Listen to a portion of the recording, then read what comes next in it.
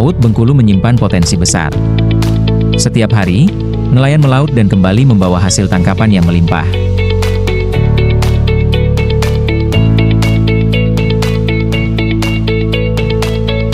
Namun selama ini, sebagian besar hasil perikanan dijual dalam bentuk mentah, tanpa nilai tambah yang signifikan. Harga bergantung pasar, dan keuntungan seringkali tidak maksimal.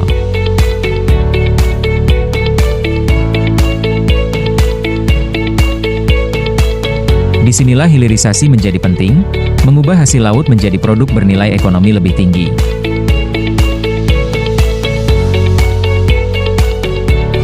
Selama bertahun-tahun, pola lama masih mendominasi. Nelayan menjual ikan ke pengepul, lalu didistribusikan tanpa proses pengolahan yang optimal. Akibatnya, nilai ekonomi berhenti di rantai awal. Saat produksi melimpah, harga justru jatuh.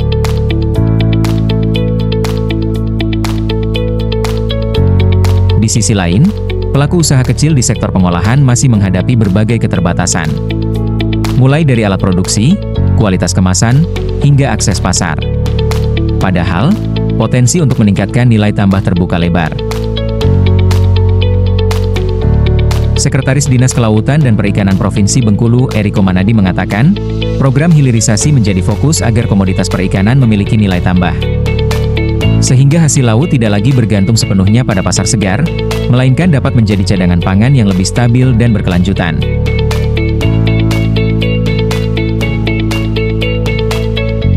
Para pelaku usaha didorong untuk tidak lagi menjual hasil laut dalam bentuk mentah, melainkan mengolahnya menjadi produk bernilai tambah.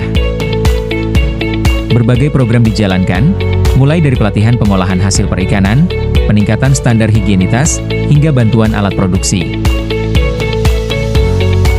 Jadi di tahun 2024 kita sudah memberikan kepada kelompok-kelompok UPI, kelompok-kelompok pengolahan ikan, itu alat-alat pengiring ikan, sehingga nanti dari bahan baku ikan bisa dibuat produk yang bernilai tambah. Bisa jadi seperti nugget, kemudian stik ikan, bakso ikan. Pelaku usaha juga didorong untuk memperbaiki kemasan, membangun merek, sertifikasi, serta mengurus izin pengolahan dan edar. Tak hanya itu, akses pemasaran mulai diperluas, termasuk melalui pameran dan platform digital. Tujuannya agar hasil laut tidak hanya dijual mentah, tetapi diolah menjadi produk bernilai tinggi yang mampu bersaing di pasar yang lebih luas. Ikan yang sebelumnya dijual segar, kini diolah menjadi berbagai produk, abon, kerupuk, hingga makanan ringan keripik ikan. Nilai jual meningkat, daya tahan produk lebih lama, dan jangkauan pasar menjadi lebih luas. Bagi sebagian pelaku usaha, hilirisasi membuka peluang baru. Pendapatan meningkat, dan usaha mulai berkembang. Transformasi ini menunjukkan bahwa nilai tambah bukan sekadar konsep tetapi peluang nyata yang bisa diwujudkan.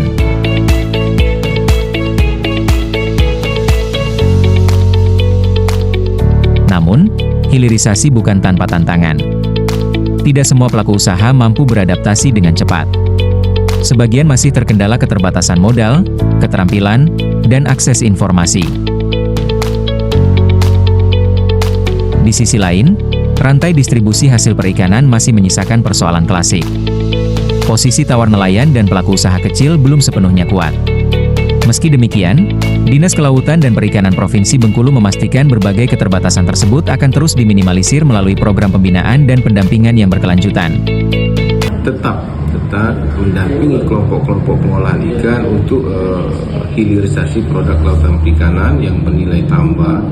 Seperti kita tetap mengeluarkan SKP untuk rekomendasi kelayakan pengolahan itu di beberapa kabupaten kota, di Subang, kemudian di utara, di Mojokerto maupun di Bengkulu, di Pasar Bengkulu.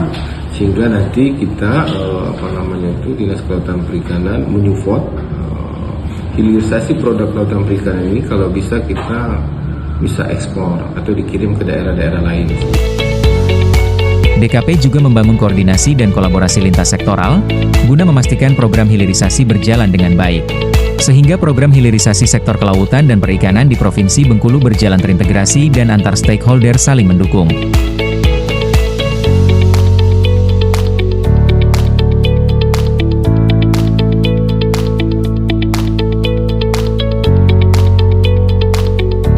Kedepan, hilirisasi tidak hanya menjadi strategi peningkatan ekonomi, tetapi juga menjadi kunci dalam mendorong kesejahteraan nelayan dan masyarakat perikanan secara lebih merata.